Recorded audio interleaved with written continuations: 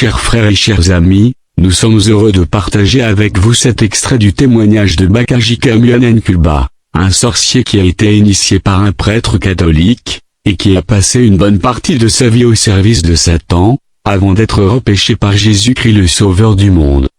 Ce témoignage est en 5 parties. Il confirme les enseignements sur le combat spirituel et le discernement que nous avons déjà étudiés. Nous vous exhortons à lire ce témoignage, ainsi que ces 2 enseignements, si vous ne les avez pas encore lus. Ils sont d'une très grande richesse. Mes débuts dans la magie. Né le 22 septembre 1959, dans une mission catholique à Mikalayi, au Kasaï occidental, Congo RDC, je suis le 4e d'une famille de 10 enfants, et je restais l'aîné des garçons après la mort de notre grand frère. 10 ans plus tard, en 1969, je reçus mon baptême à la paroisse Saint-Bruno à Kananga, et je fus élevé dans la doctrine catholique avec un zèle ardent. Doux et pacifique, je commençai à servir la messe à l'église. Le curé de notre paroisse m'enrôla ainsi, avec les enfants de mon âge, dans un mouvement appelé les croisés, dont l'objectif était la vénération de la croix et le sacrifice dévoué envers la paroisse et la communauté. Après les croisés, je passai par les Kiro et les scouts, et je finis par être un acolyte zélé pour le service de la messe. Tout le monde faisait mention de mon caractère pacifique, pour me proposer de devenir prêtre. À la mort de mon grand frère, j'étais en 5e primaire. Cet événement suscita en moi une révolte psychique, car tout l'espoir que ma famille avait mis en lui s'effondra. Je sentais grandir en moi de jour en jour un sentiment de vengeance, à cause de la mort de mon frère. À l'insu de mes parents, je me lançai dans la consultation des fétiches et de la magie, pour gagner ma vie et découvrir l'auteur du meurtre de mon frère. Mais toutes mes démarches ne m'apportèrent aucune satisfaction. Alors, je consultai un devin, et parlais avec les morts et les esprits en me cachant dans les WC. Mais je ne découvris pas l'objet de mes recherches. J'ouvris par là une porte au diable qui me tendait un piège. J'y suis tombé, car le diable avait pu planter en moi l'une de ses semences, les soucis. Du moment où j'eus des contacts avec ce devin, je m'engageai dans de profondes méditations. Puisque j'avais commencé par le niveau élémentaire des conversations avec les esprits dans les WC. Je m'engageais toujours plus loin dans les profondeurs de Satan. Poussé par un désir effréné, je contactais, non loin de chez nous, un jeune homme nommé Tuba Duku, qui invoquait la sirène. Il faisait de grands prodiges et des miracles, et fabriquait par ses techniques magiques des billets de banque, des montres bracelets, des bijoux de toutes sortes, dont il se servait pour la protection, l'amour, les affaires et bien d'autres choses. Quoiqu'ayant vu et touché cela de mes mains, mon cœur ne fut pas apaisé. Je me sentais obligé de continuer mes recherches jusqu'à l'étanchéité de ma soif. Je me rendais chez lui tard la nuit, et personne ne me soupçonnait. Il y avait cependant des gens qui me remarquaient, mais tout le monde me défendait dans mon quartier, à cause de mon caractère réservé. Pendant tout le temps où j'invoquais la sirène, mon désir ne fut pas satisfait, et je ressentais toujours ce vide en moi. Les eaux stagnantes sont mangeuses d'hommes, affirme un dicton. Personne ne pouvait m'accuser de quoi que ce soit, car tout le monde témoignait en ma faveur. C'est pour cela que j'exhorte mes frères et sœurs dans le Seigneur à toujours juger par l'esprit, et non par l'apparence. 1 Corinthiens 2, 10-11. Pendant tout ce temps avec la sirène, je poussais toujours plus loin mes démarches. Je consultais de grands féticheurs renommés à Kananga, qui pouvaient faire tomber la foudre de manière surnaturelle, et accomplir divers prodiges. Ils me demandaient par exemple de me tenir sur une casserole en argile. La casserole ne se cassait pas sous mon poids, mais me faisait faire le tour de la maison. Toutefois, je ne sus pas qui avait tué mon grand frère. Je me retirai de toutes ces choses lorsque je découvris qu'elles ne répondaient pas à mes questions. Mais je continuais à chercher, ce qui m'entraînait toujours plus loin dans des profondeurs ténébreuses. Le mandat du curé que nous avions connu expira et 2 autres pères lui succédèrent. Je demeurai un acolyte assidu, et j'étais bien compris. Puis nous accueillîmes un autre curé. Il était d'origine italienne, et parenté à un prêtre catholique, que nous avions eu quelques années auparavant. En outre, il était l'un des neveux du pape Paul VI. Il fut vite fasciné par mon caractère et s'intéressa tout à moi. Il aimait me faire chercher pour s'entretenir avec moi des problèmes de ma vie, de mes projets d'avenir, etc.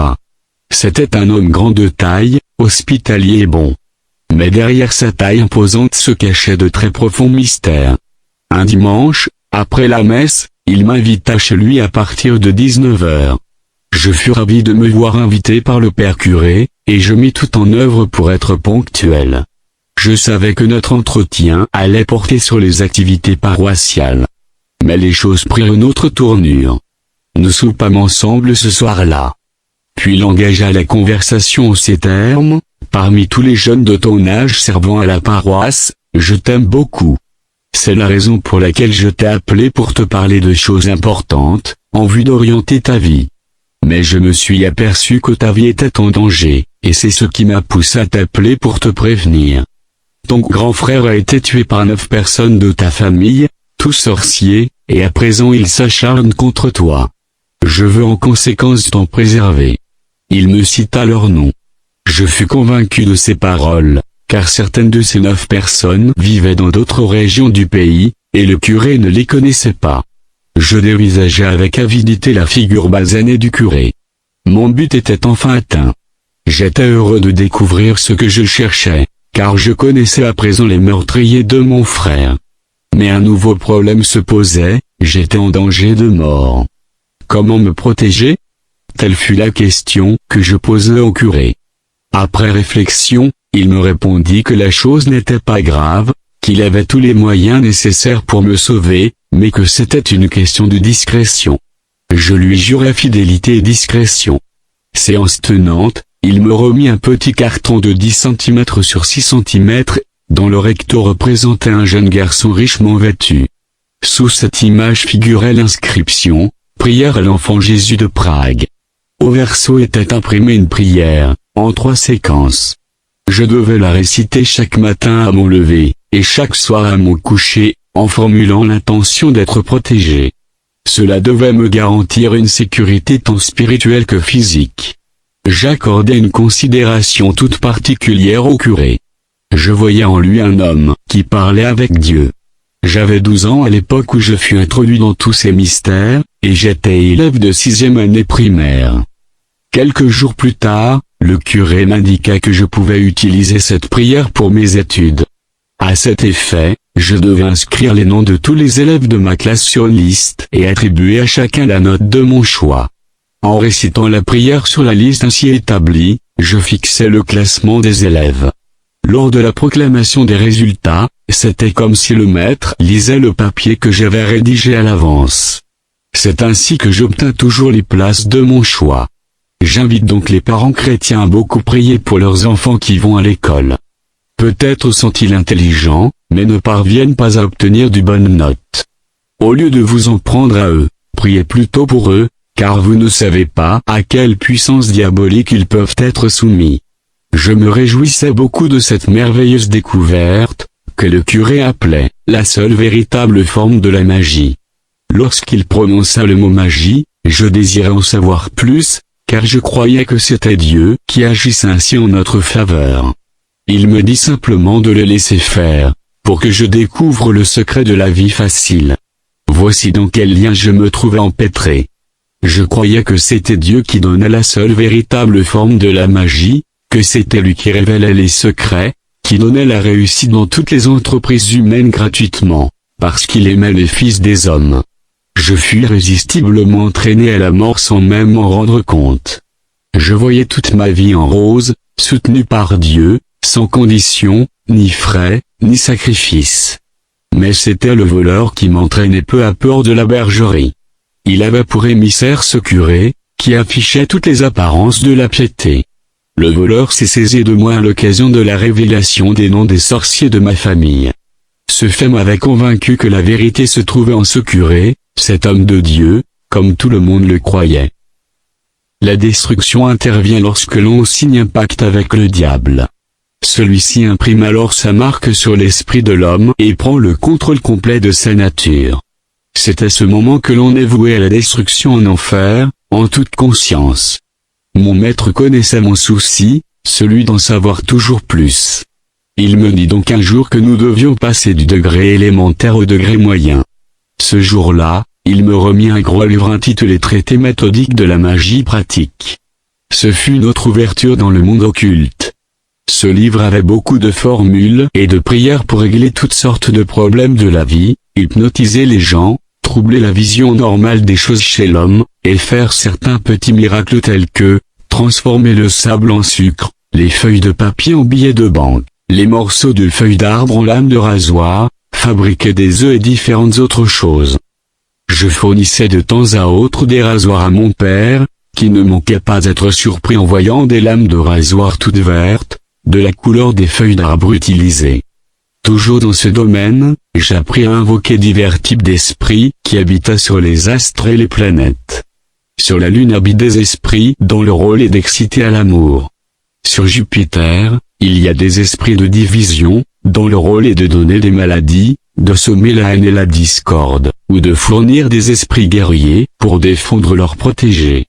Les esprits qui habitent sur la planète Mercure ont pour tâche de provoquer les luxures, et d'exciter tout ce qui plaît à l'œil de l'homme. Les esprits du Soleil donnent aussi différentes maladies, notamment l'hydropésie, la migraine, etc. Comment je fabriquais des billets de banque? Je me contentais de tout mettre en pratique, pour prouver réellement que j'étais devenu un homme au-dessus de tous les autres. J'étais à cause de cela d'un orgueil malin très difficile à déceler. Je fabriquais des billets de banque à partir d'un papier duplicateur, que je découpais à la grandeur des billets voulus. Je couvrais ensuite le paquet d'un mouchoir blanc, allumais deux bougies rouges, et récitais une certaine prière. Au bout de 5 minutes, j'obtenais les billets de banque. Mais j'étais tenu de les dépenser avant le coucher du soleil, quel que soit le montant fabriqué au risque de tomber malade ou d'avoir un trouble mental momentané. Comment je faisais ma vie? Puisque j'étais maintenant ouvert sur le monde, je devais faire ma vie, selon que le disent tous les jeunes de notre génération. Mais, pour moi, faire ma vie signifiait me lancer dans la débauche. J'utilisais d'autres prières pour séduire les filles. Après avoir exécuté quelques opérations magiques, il me suffisait d'écrire une lettre à la jeune fille de mon choix, quelles qu'aient été ses réticences antérieures, pour qu'elle cède à mes demandes. Car ma lettre était écrite après une invocation occulte. Par moments, j'invoquais aussi l'un des esprits de la Lune, pour captiver l'esprit d'une jeune fille. Au bout d'un certain temps, sans même que je m'occupe d'elle, c'était la jeune fille qui se mettait à ma recherche. Car elle était manipulée par les esprits que j'avais invoqués sur elle, jusqu'à ce qu'elle tombe en mon pouvoir. Comment je calmais les problèmes? Lorsque j'étais confronté à un problème grave, je récitais à minuit une autre prière, pour calmer les choses. Je voyais alors le problème diminuer, jusqu'à ce qu'il disparaisse complètement. Si c'était un problème devant les tribunaux, je procédais de la même manière et dès le lendemain, tous les juges, l'assistance et même les adversaires changeaient d'opinion en ma faveur. Comment je provoquais des divisions et des divorces? Pour provoquer des divisions et des divorces, nous utilisions les esprits vivants sur la planète Jupiter. Lorsqu'ils étaient envoyés dans un foyer, ils provoquaient de la mésentente, et poussaient l'un des conjoints à s'entêter à outrance, jusqu'au divorce. De même, des amis intimes étaient poussés à se chamailler pour un rien et à se séparer. Comment j'étais secouru dans les combats? Pour avoir de la force, j'invoquais des esprits vivants sur le soleil. Au moment opportun, je pouvais envoyer 10 000 esprits de ce type, pour combattre à ma place. Il me suffisait d'assister, les bras croisés, au spectacle. Mais, pour les spectateurs, c'était moi qui combattais. Ce même phénomène est utilisé par certains pour des matchs de boxe, de catch, de karaté, etc. L'oraison de Saint Charlemagne. Il est frappant de voir dans ce titre la mention Saint. Nul n'ignore qui était Charlemagne. C'était un empereur, un homme de guerre, qui n'a servi Dieu en rien mais qui, aujourd'hui, est appelé saint. Tous ceux que le monde appelle saints ne sont en réalité que des démons. D'après la tradition, cette prière, gravée sur une pierre, aurait été trouvée par cet empereur dans la tombe de Jésus. C'est elle qui lui aurait donné la victoire sur tous ses adversaires. Nous utilisions cette prière pour lutter contre toutes les influences diaboliques, contre les fétiches, et elle nous rendait invulnérables. Lorsqu'une femme éprouvait les douleurs de l'enfantement, nous allions auprès d'elle, et récitions 3 fois cette prière. Les douleurs se calmaient jusqu'à l'accouchement. Pour guérir un malade, nous disposions le texte de la prière au chevet de son lit, et il guérissait très rapidement. Pour savoir si un malade allait mourir ou s'il se rétablirait, nous récitions la prière en tenant 2 bouquets de fleurs. Puis, nous nous approchions de lui. S'il riait, c'était le signe qu'il allait mourir. S'il pleurait, cela signifiait qu'il se rétablirait. Une copie de cette prière était affichée dans le salon de la maison de mon père, pour protéger toute la maison et ses habitants contre tout sortilège. Il y a un événement qui est resté dans la mémoire de toute la famille. Un jour, un oncle paternel fit descendre la foudre sur notre maison, mais il n'y eut aucune victime. Nous attribuâmes notre survie à la protection venant de cette prière. Il faut savoir que dans notre ethnie certaines personnes sont capables de faire tomber une foudre artificielle, pour tuer des personnes ou détruire leurs biens. Comment j'ai sauvé un ami? Au début de l'année 1972, j'avais un ami avec qui je partageais mes peines et mes joies, sauf le secret de mes pouvoirs occultes. Un jour, les esprits me dirent que cet ami était déjà ensorcelé, et que sa mort était arrêtée. Comme je l'aimais beaucoup, j'eus compassion de lui et je leur demandais s'il y avait un moyen de le sauver. Tout était possible d'après eux, mais il fallait pour cela lui faire vivre la scène de sa mort, avant qu'il soit sauvé. Il me fut demandé de sortir avec lui un samedi soir, pour rentrer un peu tardivement à la maison. Ce jour-là, sur le chemin du retour, nous devions traverser un petit vallon avant d'arriver chez nous. Alors que nous étions encore de l'autre côté de la colline, nous vîmes au loin des gens qui entouraient un cadavre et pleuraient. Nous nous approchâmes, et vîmes que cet attroupement se situait dans le vallon, et non au village. Soudain, nous constatâmes que ce corps immobile était celui de mon ami, qui, pourtant, était vivant à mes côtés. Ayant vu cela, il fut saisi d'une grande frayeur et m'embrassa sous l'effet de l'émotion. Au même moment, nous vîmes, sur un arbre proche, un homme entièrement nu qui grimpait sur l'arbre avec son postérieur. Après un examen attentif, nous reconnûmes en lui le chef coutumier de notre village. Il vit que nous l'avions reconnu, et il ne voulut pas nous laisser aller. Il chercha à nous tuer par un démon qui nous attendait non loin de là. Étant en parfaite communication avec mes esprits, j'ai été du coup alerté du danger que nous courions. Je leur ai demandé une protection immédiate. Nous avons alors vu un très gros paquet sur la tête. Nous l'avons évité de justesse, car c'est lui qui était chargé d'une mission contre nous. Son paquet contenait les esprits de toutes les personnes qui avaient été tuées par les sorciers du village, et il était leur chef suprême. Mon ami eut très peur de toutes ces choses, et il ne lui fut pas possible d'aller passer la nuit ailleurs. Je l'emmenai dans ma case. Je passais toute la nuit à parler avec les esprits, pour connaître l'étape finale de sa délivrance. Pour cela, je devais faire appel à un cousin maternel pour lui demander de restituer la chair de mon ami, car c'est lui qui cuisinait la chair des victimes de la sorcellerie. Le lendemain matin était un dimanche. Avant d'aller à la messe de 9 heures, je fis appeler ce cousin pour m'entretenir avec lui, mais il refusa énergiquement de reconnaître la vérité. Les esprits me dirent de le laisser partir, et de le rappeler à 18 heures, pour lui donner l'ordre de s'exécuter.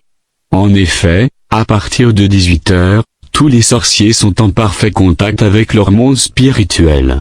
Après cet entretien avec les démons, j'allais à l'église servir la messe. Le soir, à 18 heures, je convoquai encore mon cousin avec une autre détermination. Je repris l'entretien du matin, mais il n'est toujours. Pour ne pas perdre plus de temps, j'ordonnai à son esprit de sorcellerie d'aller chercher la marmite où était préparée la chair de mon ami. Il partit pendant que mon cousin faisait semblant de dormir. Cet esprit dut voler la marmite, car il n'avait pas été autorisé à faire disparaître cette préparation. L'assemblée des sorciers se tenait à côté d'une carrière. Lorsque l'esprit revint avec la marmite, il fit tomber des gouttes de sauce tout le long de la route qui menait à la carrière. Lorsque le cousin fit semblant de sortir de son sommeil, nous vîmes devant nous une marmite pleine de viande. J'appelai les esprits, qui vinrent remettre la chair, quoique déjà préparée, à son propriétaire, c'est-à-dire mon ami. puis ils emportèrent la marmite. Quelques minutes plus tard, ils revinrent me dire que de la sauce était tombée sur la route, et que toute personne qui la piétinerait devait mourir. Me sentant responsable de la mort de tous ceux qui iraient à la carrière, je demandai s'il y avait un moyen d'intervenir. Ils me promirent de l'enlever de la route à 21h. À 7h, il y eut une forte pluie. Pendant ce temps, les esprits travaillèrent à enlever cette sauce. Mais ils ôtèrent aussi toute la terre environnante qui, selon eux, était déjà empoisonnée. Leur travail causa de très profonds ravins, au point où la route est restée impraticable jusqu'à ce jour. Ceci explique les problèmes que nous avons chaque jour sur nos routes. On répare aujourd'hui, mais 2 semaines plus tard il y a encore des trous. Ce sont des magiciens et des sorciers qui en sont la cause. Au début de l'année 1973, commencèrent les événements les plus profonds et les plus sérieux qui marquèrent ma vie de magicien, et me conduisirent à découvrir le monde mystérieux de l'au-delà. Un dimanche après la messe, le curé de la paroisse, mon maître dans l'initiation, m'invita chez lui à 19h. Fidèle au rendez-vous, je m'y rendis à l'heure. Il m'accueillit et m'offrit à manger. Puis il me dit, j'ai promis te montrer de plus grandes choses, et d'assurer ta vie. As-tu du courage? Je répondis par l'affirmative. Puis il me demanda si je pouvais l'accompagner quelque part. Ma réponse fut encore affirmative. À ces mots, il me dit que nous allions faire une visite au cimetière. Il m'ordonna de ne regarder ni d'un côté ni de l'autre, ni derrière moi, à l'aller comme au retour. Je devais marcher devant lui jusqu'à l'entrée du cimetière où il devait me précéder pour y pénétrer. Nous nous revêtîmes de soutanes blanches. Quelques instants plus tard, il me tendit un flacon de parfum dénommé Ausarabia et nous en répandîmes sur notre corps. Aussitôt après, il me remit une sonnette et en prit une autre pour lui. Nous devions les faire retentir tout au long du chemin. Ce sont ces sonnettes qui sont utilisées pendant la messe catholique. Avant de sortir de sa maison, il prit le temps de réciter une prière, et nous partîmes. Je craignais d'être vu me rendant au cimetière avec le curé, car la rue qui y menait était très fréquentée, même aux heures tardives de la nuit. Mais, à ma grande surprise, nous ne rencontrâmes personne. À l'entrée du cimetière, je m'arrêtai et il passa devant. Je devais aller derrière lui, avec ordre de sonner à chaque pas. Nous nous dirigeâmes jusqu'en plein milieu du cimetière où il me demanda de m'agenouiller avec lui. Il récita des prières, en invoquant la première personne enterrée là. Je l'écoutais courageusement. Quelques instants après, quelqu'un vint lui répondre, demandant pourquoi il l'avait appelé. Le curé répondit qu'il voulait contacter le monde invisible, car il était accompagné d'un visiteur, en l'occurrence moi. L'esprit lui donna son accord. Il changea alors d'invocation et appela le patron Bombard. Un fort tremblement de terre se produisit, et un vent très fort souffla. Devant ces événements inhabituels, je pris peur. S'en étant aperçu, il me rassura. Soudain, une voix tonitruante, grave et autoritaire se fit entendre, mais il m'était difficile de la localiser. Elle s'adressa au curé et dit, « Pourquoi me déranges-tu » Il répondit qu'il était venu lui présenter le petit dont il lui avait parlé. Je n'y comprenais rien. Puis, Bombard s'adressa à moi en m'appelant par mon nom. Or ce nom ne lui avait pas été donné depuis que nous étions là. La voix me dit, « Bakajika, qu'est-ce que tu es venu faire ici ?» Ignorant même le but de ma présence, je bredouillais que j'étais venu accompagner le curé. Il me dit d'attendre, qu'il allait me dire ce que je devrais faire. Puis je les entendis converser dans une langue que je ne comprenais pas. Cette conversation terminée, Bombard me dit, « Bakajika, nous constatons que tu as beaucoup de doutes. Pour te prouver que c'est sérieux ici, demande-moi ce que tu veux, et je le réaliserai tout de suite. » Or mon ardent désir était de venger la mort de mon grand frère. Je lui dis alors, « C'est ici qu'est enterré mon grand frère. Je veux le voir et lui parler. » Il me fit attendre 1 minute, puis je vis de mes propres yeux mon grand frère, mort depuis 4 ans. Il me dit, « Pourquoi me cherches-tu » Je lui répondis que je voulais en savoir plus sur les circonstances de sa mort. Il répondit, « Tu es déjà un homme important, puisque tu es parvenu jusqu'ici. Ce n'est pas à moi de te répondre, car tu en sauras davantage. » Sur ces mots, il disparut. Puis Bombard me dit à nouveau, tu vas m'acheter 30 flacons de parfum ou Sarabia, et tu me les amèneras. Ensuite, tu ne devras plus avoir recours à la magie pratique, car, maintenant, de bonnes choses ont commencé pour toi. Il me promit de me révéler des secrets que je ne connaissais pas. Avant de quitter le cimetière, le curé me demanda de ramasser du sable sur une tombe quelconque. De retour à la maison, il entra le premier, à reculons. Je le suivis aussi à reculons. Il me demanda de jeter le sable à terre, de manière à barrer l'entrée de la maison. À l'intérieur, je lui demandai pourquoi nous n'avions rencontré personne en allant au cimetière. Il me répondit qu'il avait écarté tous les passants par la prière dite juste avant notre départ. Je lui demandai ensuite à quoi servait le sable prélevé sur une tombe. Il me dit que cela était une barrière, pour empêcher les esprits du cimetière de nous atteindre. J'étais très curieux de savoir à qui j'allais remettre le parfum, et comment je devais procéder, car je n'avais vu personne, mais j'avais seulement entendu la voix. Le curé m'assura que je devais remettre moi-même ce parfum dans la main de celui qui m'avait parlé. De nouvelles faveurs occultes. Je courus demander à mon père la somme qui couvrirait l'achat du parfum. Conscient de mon assiduité à l'école, il n'hésitait pas à me la donner. 2 jours après, j'étais chez le curé avec mon paquet de parfums. Nous nous préparâmes pour aller au cimetière, comme la première fois. À 20h, nous y étions. Il pria et fit ses invocations, puis le même tremblement de terre se produisit. Notre interlocuteur invisible va nous demander le motif de notre présence. Le curé dit que j'étais là avec le parfum demandé. Il me demanda d'avancer et de déposer le paquet à terre. Ceci fait, je vis le paquet disparaître sous mes yeux. M'ayant félicité pour cet effort, Bombard me promit de me fixer un endroit, dans ma chambre, qui serait une sorte de boîte aux lettres, où je recevrais les correspondances qui m'étaient destinées. Il promit de m'envoyer un carnet de prières que je devais étudier par cœur pendant 3 mois, ainsi qu'une chaînette magique et de la poudre magique. Une lettre du monde invisible. 2 jours plus tard, je trouvai au pied de mon lit une lettre écrite par Bombard, qui me communiquait le numéro de ma boîte postale et mon numéro d'appel téléphonique de direction générale en Inde. Je devais renvoyer cette lettre dans le monde invisible après en avoir pris connaissance, car quiconque la lirait devait mourir. Comment je communiquais avec le monde invisible? Les communications téléphoniques étaient assurées au moyen d'un appareil ressemblant à un talkie-walkie, mais aussi petit qu'une boîte d'allumettes, ou encore à l'aide d'une chaînette magique, qui portait une croix. Quand on mettait le bout de la croix dans la bouche, on entrait en contact avec le monde invisible. Cette même chaînette pouvait tuer des gens, si on les frappait avec elle. 2 jours plus tard, les personnes ainsi frappées mouraient après une petite fièvre. On pouvait aussi guérir les malades en plaçant la chaînette autour de leur cou. Je reçois le carnet de prière.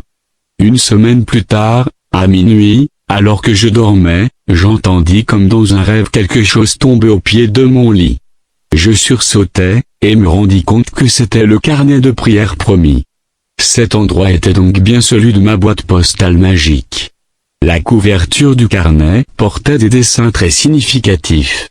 Mon nom était imprimé en haut de la couverture. Au-dessous était représenté un cercueil fermé, dans lequel était allongé un cadavre. Le cercueil était surmonté d'une croix, au sommet de laquelle était perché un oiseau. Sous le cercueil, horizontalement, étaient alignées 14 petites croix. Le cercueil et le cadavre signifiaient que toutes mes activités seraient centralisées à partir du cimetière. L'oiseau perché sur la croix indiquait que c'était du cimetière que nous devions nous envoler pour le monde invisible. Le carnet contenait une série de 16 prières dont j'allais avoir besoin pour toutes mes activités, aller au cimetière, invoquer le monde invisible, parler avec les morts, réussir en amour, faire des miracles, produire de l'argent, etc. Je devais mémoriser ces prières dans les 3 mois suivants. Le lendemain matin à 6h30, je me présentais chez le curé, pour lui faire le rapport. Au cours de notre conversation, il me dit que chaque fois que je lisais une phrase de ses prières, les habitants du monde invisible étaient alertés. Je lui dis que, dans ce cas, j'allais les tourmenter sans cesse. Il m'assura que le monde invisible ne m'en tiendrait pas rigueur, car on savait que j'étais en train d'apprendre. 3 mois s'écoulèrent à ma plus grande satisfaction, car j'avais bien mémorisé et maîtrisé toutes ces prières. Le jour vint où je devais confirmer toutes mes connaissances au cimetière. Je dis à mon initiateur que j'étais prêt. Il décida donc que nous irions au cimetière afin de prouver à Bombard que j'avais bien appris mes prières. Pendant notre préparation, le curé me dit que c'était moi qui allais prononcer les invocations. Ma nouvelle visite au cimetière. Arrivé au cimetière, le curé me passa la parole. Je prononçai 12 fois l'invocation, mais sans résultat. À la 13e fois, j'entendis le tremblement de terre et le vent très fort qui soufflait. Puis notre interlocuteur finit par me répondre, « Bakajika, pourquoi me déranges-tu » Je lui répondis que j'étais là, pour lui montrer que j'avais bien maîtrisé les prières. Il me demanda alors de les réciter, de la dernière à la première. Lorsque j'eus terminé, il me félicita et m'interdit formellement de montrer le carnet à quiconque n'était pas des nôtres. Car toute personne qui regardait juste le carnet devait mourir. Il m'autorisa à les invoquer ou à visiter le cimetière à mon gré, et à demander tout ce que je voulais, comme l'indiquaient les prières. Il me donna ensuite l'appareil de la grandeur d'une boîte d'allumettes, pour entrer en communication directe avec eux, n'importe quand. Cet appareil m'est parvenu dans la main sans que je sache comment. Puis il ajouta, « Avant que je te donne l'autorisation d'utiliser les prières, tu dois passer par le baptême. » J'ai donc laissé le curé à l'endroit où nous étions agenouillés, et je suis allé plus loin dans le cimetière. J'ai aperçu à cet endroit une ancienne bouteille de whisky Johnny Walker remplie d'eau. Bombard m'ordonna de me laver le corps entier avec cette eau. Je le fis et je remarquai que cette eau ne diminuait pas dans la bouteille. J'exerce de nouveaux pouvoirs. Ce jour-là, je rentrais fou de joie, devant la perspective de voir mon avenir largement ouvert. Ce même jour, dans ma chambre, je demandais de l'argent, car c'était mon tout premier désir. J'utilisai donc l'une des prières pour demander 5000 zaïrs. Cette somme me parvint par ma boîte postale aux environs de minuit. J'étais au lit lorsque le bruit du paquet tombant dans ma chambre me fit sursauter. Je regardais dans le paquet, il contenait quelques liesses de billets. Je m'empressai de vérifier le contenu.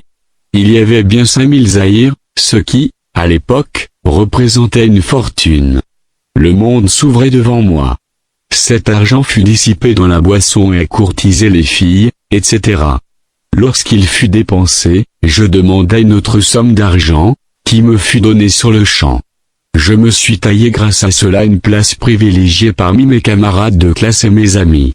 Il me suffisait de faire une petite prière, pour remplir mes poches de billets de banque. Ma richesse s'accrut à tel point qu'à l'âge de 16 ans, j'achetai ma première voiture de marque Ford.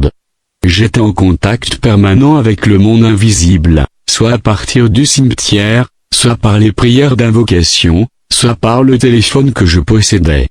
Mes activités allaient en s'intensifiant, et tout mon entourage était dans l'étonnement. Comment j'étais protégé? Jusque-là, aucun danger spécial ne s'était manifesté. Le curé me prodiguait des conseils encourageants et ne me disait rien de plus, sinon de rester très discret. J'étais devenu un familier du cimetière, et je pouvais à présent m'y rendre seul, sans plus rien craindre. J'invoquais n'importe qui parmi tous ceux qui étaient enterrés, pour m'entretenir avec eux sur les sujets de mon choix. J'ignorais même que j'avais déjà acquis une grande puissance, qui me rendait invulnérable aux féticheurs et à la sorcellerie. Cette position privilégiée avait suscité la haine dans la famille. Les auteurs de la mort de mon grand frère me regardaient d'un mauvais œil. Ils cherchaient à m'atteindre, mais en vain. Ils complotèrent avec un grand féticheur de Kananga, connu pour son pouvoir de lancer une foudre surnaturelle, dans le but de tenter d'anéantir ma puissance.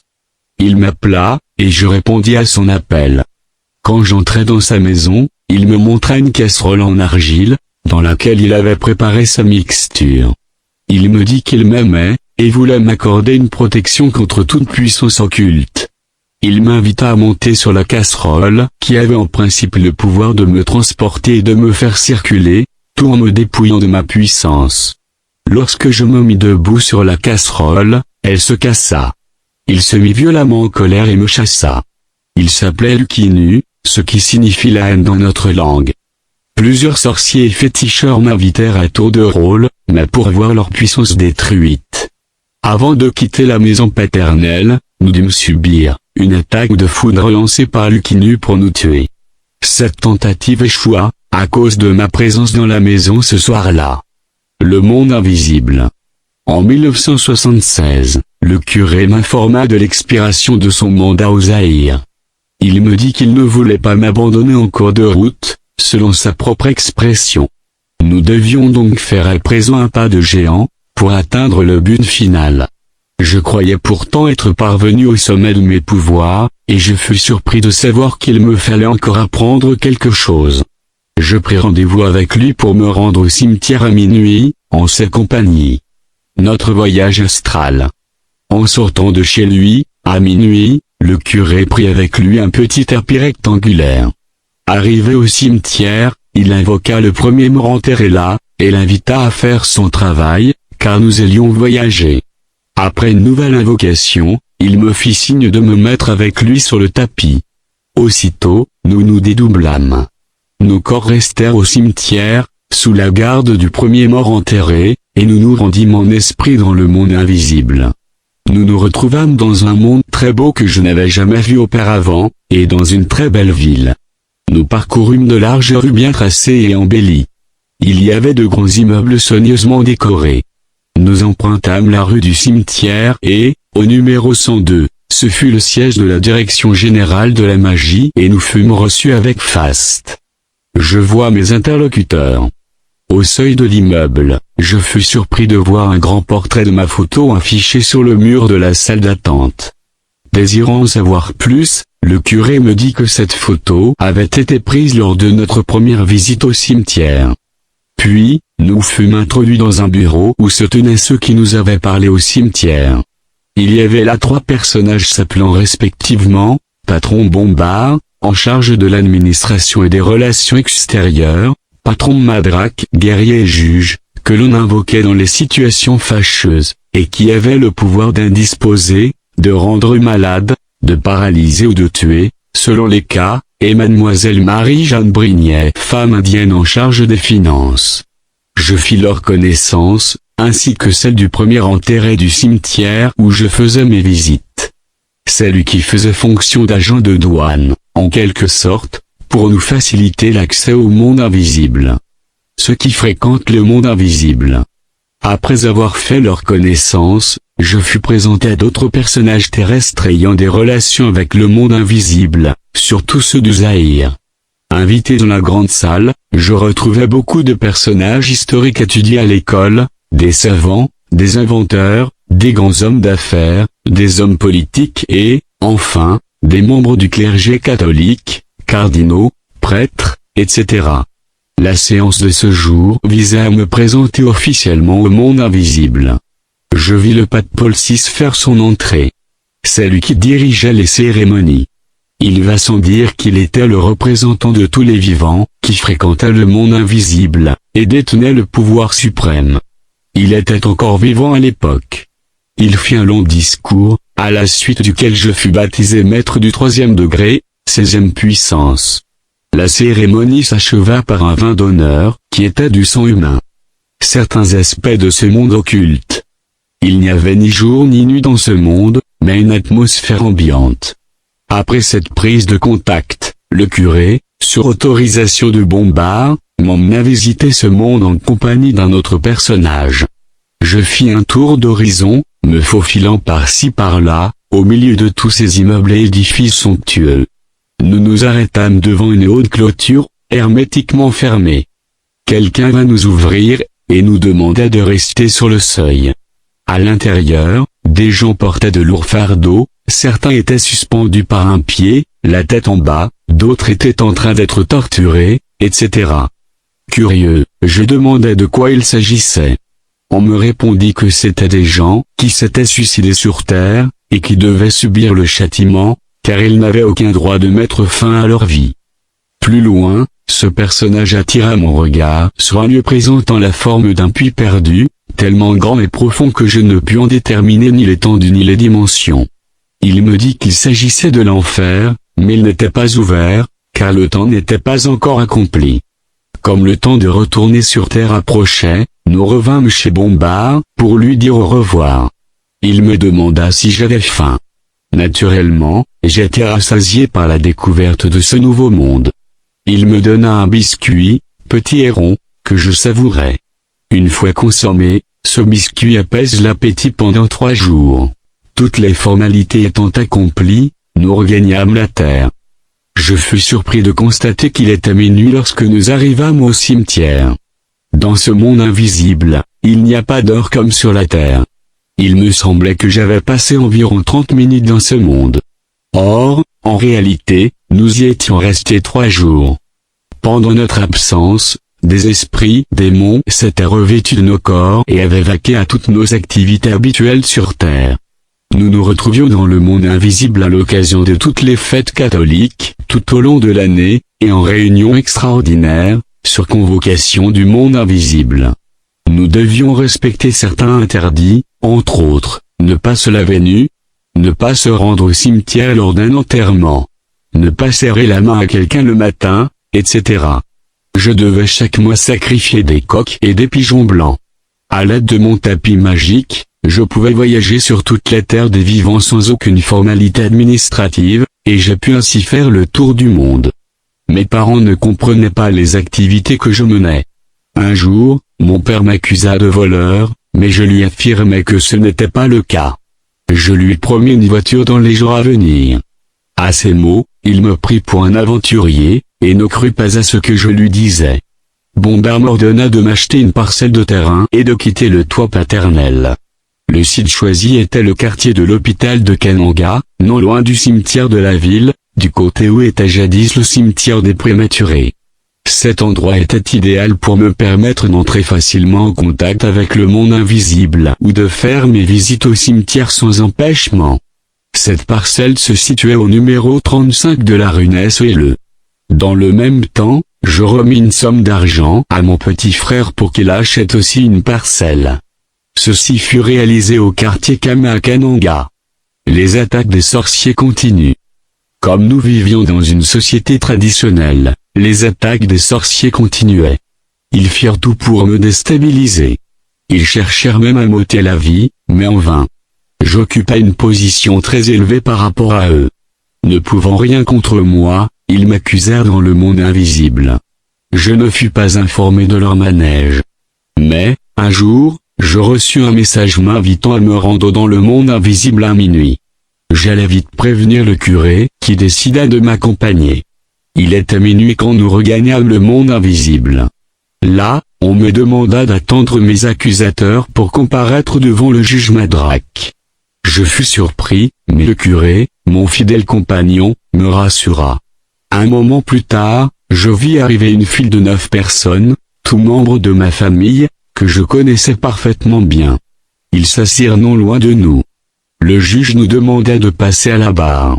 La première question était de savoir si nous nous connaissions. La procédure était la même que sur Terre. Puis, on leur demandait de quoi ils m'accusaient. Ils répondirent qu'ils craignaient que je leur fasse du tort à la longue vu la position que j'occupais par rapport à eux. Ils avaient donc voulu prendre les devants pour m'éliminer. L'audience fut levée après leur condamnation. On remit à chacun un jeton sur lequel était inscrite une date correspondant à la date de la mort de son détenteur. Ils rentrèrent sur Terre tout confondus. De retour sur Terre, je remarquai un changement d'attitude sur leur visage. Pour en savoir plus, je tentai de visiter l'un d'eux, qui était un oncle paternel. Il me repoussa comme un chien. Son entourage ne le comprit pas, car, naguère, nous étions en bons termes. Ceci se répétait partout où j'allais voir ces fameux sorciers. Nous savions très bien de quoi il s'agissait, tandis que les voisins se demandaient ce qui se passait. La réaction des sorciers fut terrible. Ils envoyèrent des serpents magiques, ou des chiens pour me mordre, mais ils échouèrent lamentablement. Un jour, à 13 heures, je me reposais dans ma chambre. Je vivais encore chez mes parents. J'entendis un bruit singulier contre le mur de la cloison.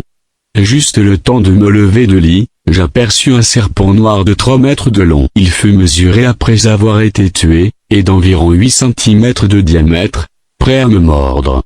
Je voulus fuir, mais il se précipita pour me barrer le chemin.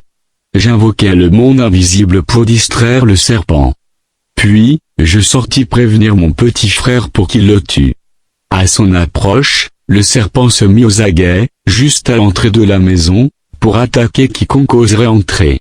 Mon petit frère tenta d'abord de l'atteindre en lui jetant des cailloux, mais son lance-pierre se brisa. Entre-temps, le serpent voulut fuir, mais je l'en empêchai par mes incantations incessantes. Soudain, l'un des Parassiens, nommé Bua, est arrivé comme s'il avait été appelé, son lance-pierre à la main. Il réussit à tuer cette bête. Cette manœuvre se répéta plusieurs fois. C'était la contre-attaque des sorciers, qui cherchaient soit à dérober ma chaînette, soit à m'éliminer. Mais ils échouèrent complètement. Après les serpents, ils ont tenté de m'attaquer avec un chien, mais cette tentative s'est encore soldée par un échec. Ils sont tous morts à ce jour. Le rôle des chiens, des boas et des pigeons. Dans les parcelles des grands hommes d'affaires, il y a un petit élevage de basse-cour, où ne manque jamais un chien. Nous devions aussi en élever un qui ne s'achetait pas sur un marché terrestre mais dans le monde invisible.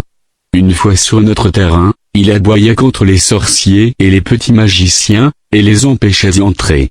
En l'absence du propriétaire, il enregistrait chaque jour toute visite, le nom du visiteur et l'objet de la visite. À son retour, il lui communiquait toutes ces informations par tous les gestes propres aux chiens qui accueillent leur maître. C'est à ce moment que ce chien faisait son rapport pour l'informer de tout ce qui s'était passé pendant son absence. Pour la circonstance, j'acquis aussi un chien dans le monde invisible. Je pouvais aussi arriver dans la propriété de quelqu'un, interroger soit un arbre, soit une poule, ou même son chien, pour savoir tout ce qui s'y passait. Le boa et le pigeon jouent un très grand rôle dans le monde des affaires. Si nous avions besoin de millions, nous achetions un pigeon. Après avoir prononcé une prière à minuit, nous lâchions le pigeon en l'envoyant dans une banque déterminée, et il nous ramenait l'argent dans les 5 minutes. Le pigeon était préférable au boa pour sa rapidité. Mais si l'on avait besoin de milliards, on envoyait cette fois un boa qui, vers 3 heures du matin, ramenait l'argent qu'il allait vomir dans une chambre spéciale appelée sanctuaire. Quant au pigeon, il servait aussi de messager entre les magiciens, ou entre eux et le monde invisible. Je dois me marier. À cette époque, je me mariais sur l'ordre du monde invisible. Dans ma maison il y avait une grande armoire contenant des millions de zaïrs. Pour ne pas être tourmenté par ma femme, je lui consacrais un tiroir de l'armoire, où elle pouvait puiser autant d'argent qu'elle voulait, sans même demander mon avis. Même si elle avait tout vidé le soir, le lendemain matin le tiroir était toujours plein. 1 Jean 2h15-16 nous dit, « N'aimez point le monde, ni les choses qui sont dans le monde. Si quelqu'un aime le monde, l'amour du Père n'est point en lui. Car tout ce qui est dans le monde, la convoitise de la chair, la convoitise des yeux, et l'orgueil de la vie, ne vient point du Père, mais vient du monde. Et pourtant, il y a même des enfants de Dieu, qui sont tentés d'envier des pécheurs qui mènent une grande vie, se croyant punis par Dieu. Or il nous suffit de nous réjouir de ce que le Seigneur nous donne, car il sait la mesure utile de ce qu'il nous faut chaque jour. Je reçois une nouvelle voiture. Après cela, on me dit de passer au magasin de vente d'automobiles à Kananga, jadis situé en face de la gare centrale, appelée Africo-Tozer. Je devais y prendre livraison de la voiture, que j'avais demandée au monde invisible quelque temps auparavant. Je fixai rendez-vous à mon neveu pour qu'il m'y accompagne. Le jour fixé, un mardi matin, je rappelai à mon père que c'était le moment de lui offrir la voiture promise. Il n'acceptait pas mon offre, mon neveu non plus. Mais nous nous rendîmes quand même sur les lieux. À notre arrivée, mon neveu fut très surpris de l'accueil chaleureux qui nous fut réservé. « Patron, vous êtes déjà là. Votre voiture est prête, voulez-vous un chauffeur ?» Je leur dis que je conduirais moi-même. Or je n'avais jamais conduit de voiture de ma vie.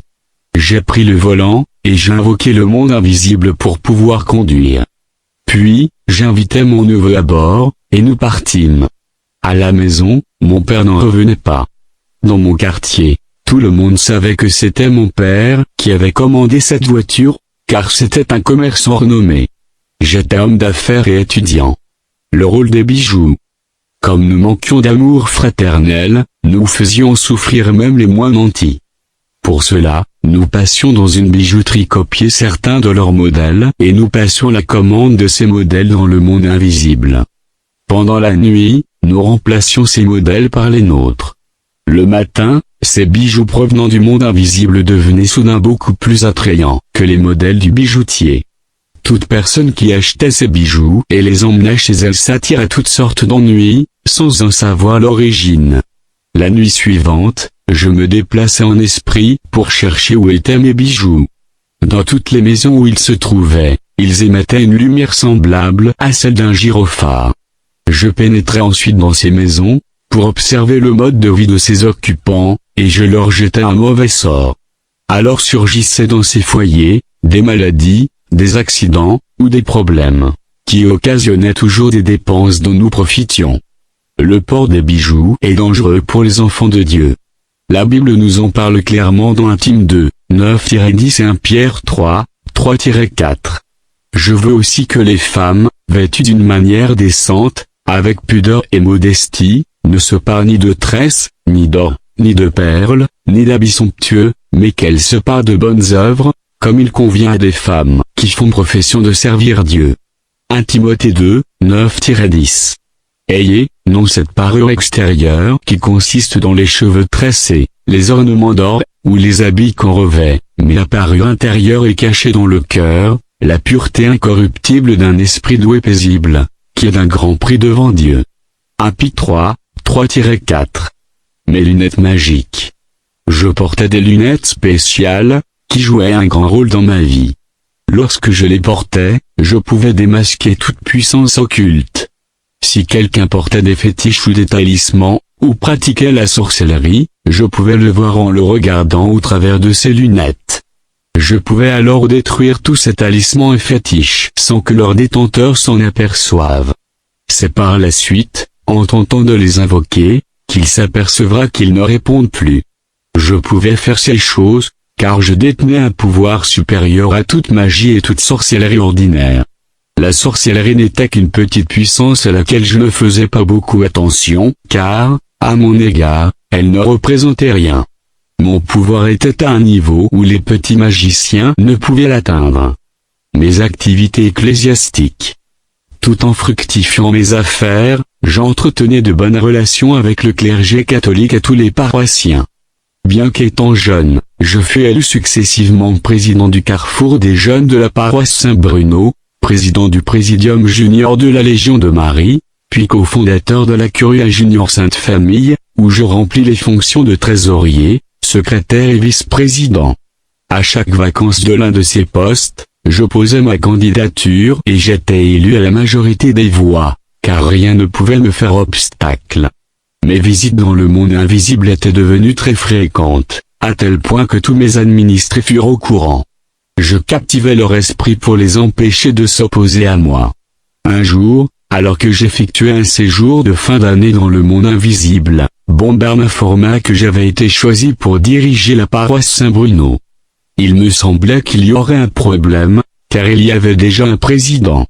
Voyant ma pensée, il me dit qu'il y aura des problèmes au comité directeur de la paroisse et qu'à mon insu, ses membres opposeront et soutiendront ma candidature, en votant massivement pour moi, à la grande satisfaction de tous.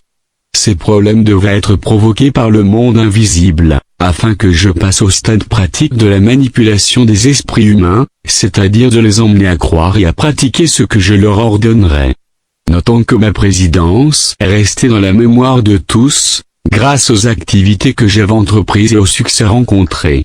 J'étais encore dans le monde invisible quand la parole de Bombard se réalisa. Quelques jours après mon retour, je découvris que j'avais été élu président du comité paroissial. Il convient de noter qu'il en est de même, pour le choix des évêques et des cardinaux, et pour l'élection du pape.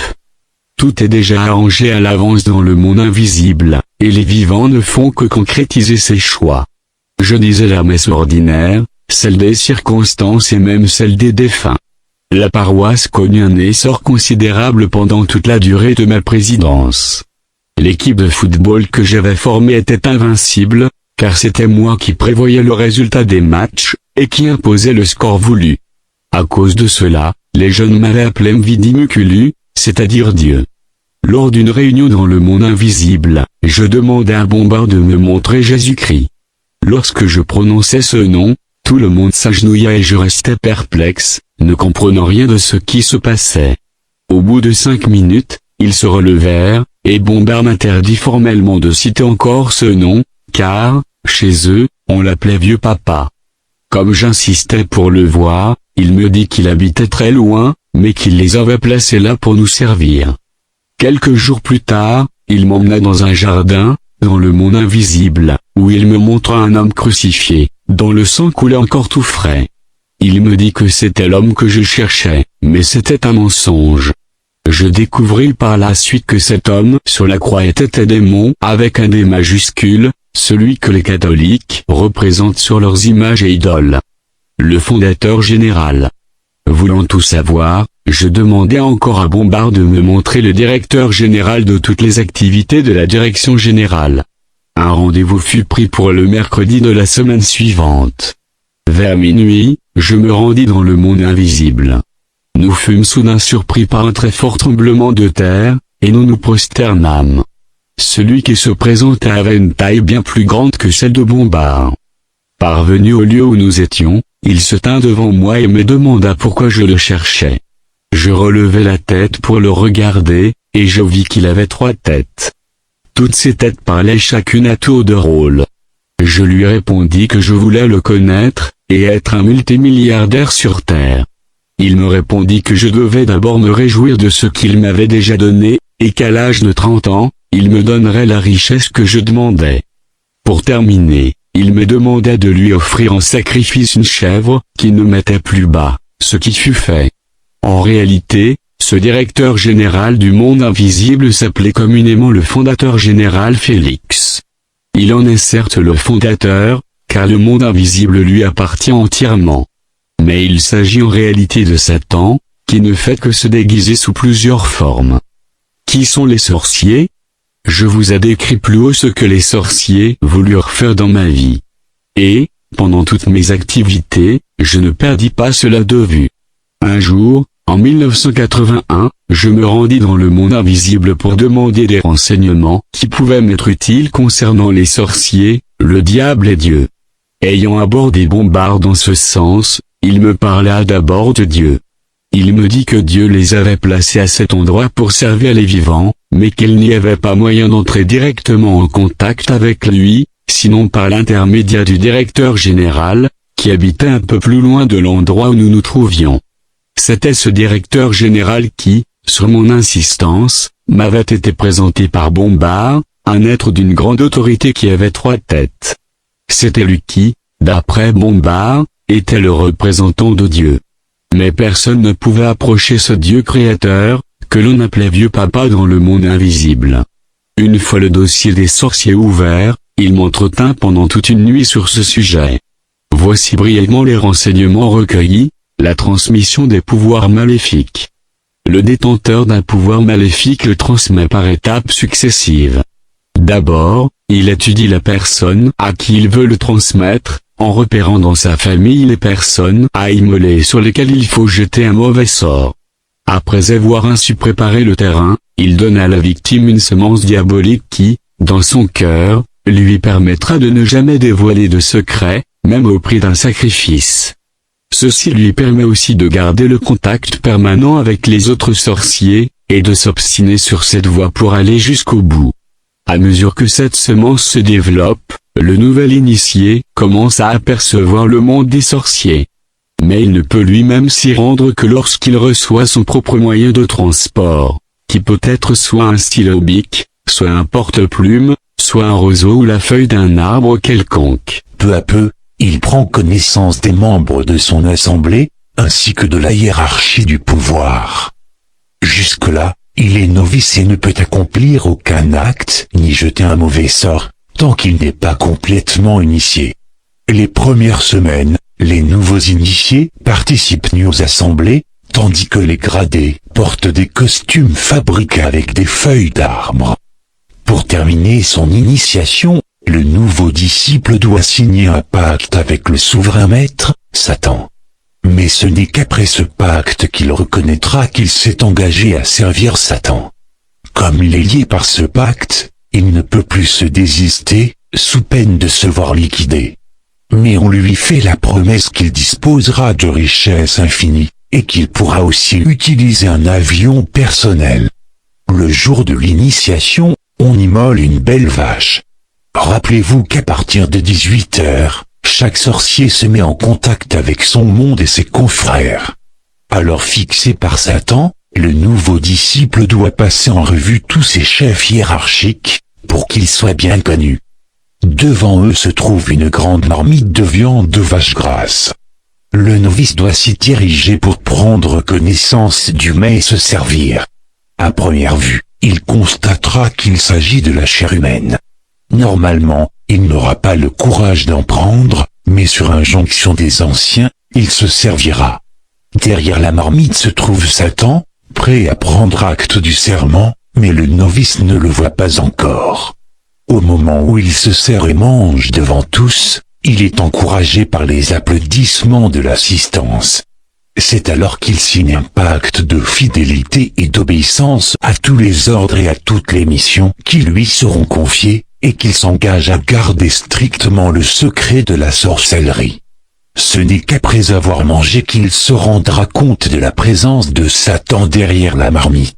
En revenant de l'autel, les anciens lui demandent de concrétiser son pacte en promettant de sacrifier une personne qui lui est chère, en compensation de ce qu'il vient de manger.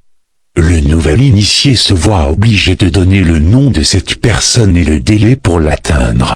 Après ces engagements, il reçoit l'avion promis par les anciens, et il peut voyager où il veut à bord de son propre appareil et aussi jeter des mauvais sorts. Le sorcier peut procéder de plusieurs manières pour tuer une personne. Par accident, par maladie, etc. Lorsqu'il veut tuer une victime, il déplace son cœur. La personne présente alors tous les signes de la mort, tout en étant encore en vie. Elle peut entendre tous ceux qui la pleurent, mais ne peut ni bouger ni rien faire, car son cœur n'est pas à sa place. Elle se rend compte qu'on la prépare pour son enterrement, et elle est consciente de tout ce que l'on fait à son corps jusqu'à ce qu'elle soit placée dans la tombe. À 18 heures, les anciens appellent l'auteur du sacrifice en vue d'endurcir son cœur par un cérémonial particulier. À ce moment, le sorcier perd toute envie de pleurer, et se réjouit avec ses confrères d'avoir pu faire une nouvelle victime. Au même moment, les sorciers viennent, de manière occulte, déterrer le corps de la victime pour l'emmener dans le monde invisible. Là, cette personne passe en jugement, avant d'être transformée en un animal quelconque, vache, chèvre, etc., afin de la prêter pour la manger. Lorsque les sorciers se réunissent, le jour fixé, tout sorcier ordinaire est tenu de fournir une âme à sacrifier, tandis que tout secrétaire général, ou son adjoint, est tenu de sacrifier 5 âmes. En outre, chaque secrétaire général est tenu de sacrifier 500 personnes au mois de juin de chaque année, et 500 personnes au mois de décembre. Ces chiffres peuvent sembler exagérés pour certains, mais ils sont véridiques. Tous les accidents qui entraînent des centaines de morts à travers le monde sont provoqués par ces grands sorciers. Ils se présentent toujours sous un aspect sale, laid et méprisable, et se tiennent aux carrefours et aux arrêts de bus pour provoquer les gens en les salissant. Ceux qui se fâchent contre eux ou les injuriants sont marqués, et le sorcier va provoquer un accident du bus ou du taxi où sont montées ces personnes, pour les faire mourir. Il est donc dangereux d'injurier ou de se fâcher contre un inconnu. Le sorcier sait très bien que lorsqu'on est fâché, ou lorsqu'on se moque de quelqu'un, on est en état de péché séparé de Dieu. Il en profite donc pour accomplir sa besogne. Autres actions maléfiques des sorciers. Dans le quartier où vit un secrétaire général, les gens ne progressent pas. Les jeunes filles ne se marient jamais et font des enfants en mariage. Ou bien, si certaines se marient, elles vont divorcer après avoir eu quelques enfants et retourneront chez elles. Les jeunes hommes aussi, malgré leur diplôme, ne trouveront jamais d'emploi. Les sorciers leur mettent des cerveaux de bébés, et ces jeunes passent la journée à jouer aux cartes, aux dames, ou à discuter du sport, etc. Les sorciers transmettent aussi des épidémies en enfermant de manière occulte le cerveau de leurs victimes dans des fruits, mangues, avocats, etc. Ils peuvent même mettre en vente sur les marchés du monde de la chair humaine, sous forme de viande de vache, par exemple. On trouve alors les clients faisant la queue par dizaines pour acheter une telle viande, car tout ce qui vient du monde invisible est très attrayant. Mais lorsqu'il faudra préparer une telle viande, elle sera sans saveur, et elle écumera lors de la cuisson. Cela ne signifie pas qu'il ne faut plus manger de certains fruits ou de certains aliments, mais nous devons faire ce que dit la Bible, tout doit être pris avec action de grâce. 4. Car tout ce que Dieu a créé est bon, et rien ne doit être rejeté, pourvu qu'on le prenne avec action de grâce. 5. Parce que tout est sanctifié par la parole de Dieu et par la prière. 1 Timothée 4, 4-5. Pour tout ceci, il existe une issue de secours, à savoir Jésus-Christ. Lui seul peut nous délivrer d'une telle servitude. Ma rencontre avec Lucifer. Déjà habitué à côtoyer les esprits, même les plus puissants, je ne cessais de demander quelle était leur origine et qui ils servaient. Il me fut révélé que c'étaient les serviteurs de Lucifer. Je cherchais donc enfin une occasion de le rencontrer. Après avoir pris connaissance de l'organisation de la sorcellerie, et toujours dans mon souci d'en savoir plus, je demandai à Bombard de tout faire pour me mettre en contact avec le diable. Quand j'eus prononcé ce mot diable, Bombard se fâcha contre moi et me demanda pourquoi je l'appelais ainsi.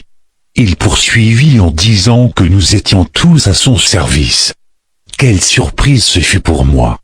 Il continua en disant que le mot diable était une appellation péjorative employée par les habitants de la terre, et que je devais savoir, à partir de ce jour, qu'il s'appelait Sommodieu de deux cœurs.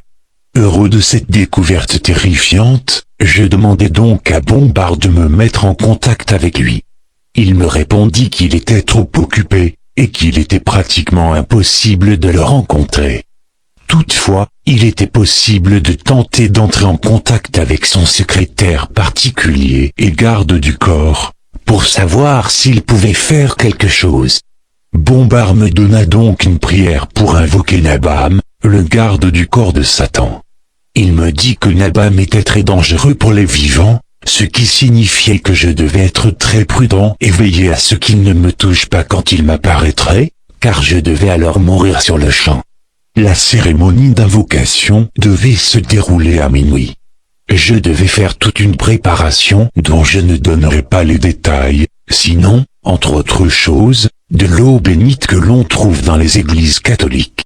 Je devais tracer à la chaux sur le sol un cercle pour moi, et un cercle pour Nabam, et je devais être seul dans la maison, car Nabam aurait emporté avec lui l'âme de quiconque se serait trouvé dans la maison à ce moment-là. Je fis partir en week-end mon épouse et tous ceux qui se trouvaient avec nous. Ils étaient contents de tout l'argent et des cadeaux que je leur remis pour les parents chez qui ils se rendaient. Avec le courage diabolique qui m'animait, je tentai l'action. Je respectais toutes les normes de l'invocation, et Nabam m'apparut dans un vent tumultueux. Je lui donnai à boire de l'eau bénite. Puis il me posa la question, « Pourquoi m'as-tu appelé ?» Je lui répondis que j'avais besoin de rencontrer Satan. Il me défendit formellement de l'appeler ainsi, mais plutôt Sommodieu de deux cœurs. Il fit l'éloge de sa puissance et me proposa des bijoux, chaînettes, bagues, etc., qui me donneraient du succès dans mes entreprises, à condition de ne jamais les porter dans les églises où l'on prie le Dieu créateur. Je refusai son offre, car la chaînette que je possédais déjà pouvait être utilisée sans aucune condition restrictive, et j'insistais pour voir Sommodieu de deux cœurs. Je voulais aller vite pour gagner du temps et découvrir encore d'autres choses. Il me fixa alors un rendez-vous 2 jours plus tard, et me remit, par correspondance, la prière d'invocation adéquate. Le jour du rendez-vous, à minuit, j'invoquai le souverain maître. Dans la chambre où je me trouvais, appelée sanctuaire, j'entendis un très fort tremblement de terre, accompagné d'un vent violent, tellement violent que je crus que les arbres étaient cassés au dehors. Soudain, je vis apparaître devant moi un lézard qui, à mesure que le vent soufflait, augmentait de plus en plus de taille, en l'espace de quelques secondes. Lorsqu'il atteint les dimensions d'un crocodile, il prit la forme humaine, mais tout le corps était couvert d'écailles de couleur émeraude, sauf les mains et la tête. Il avait l'apparence d'un jeune homme d'une trentaine d'années.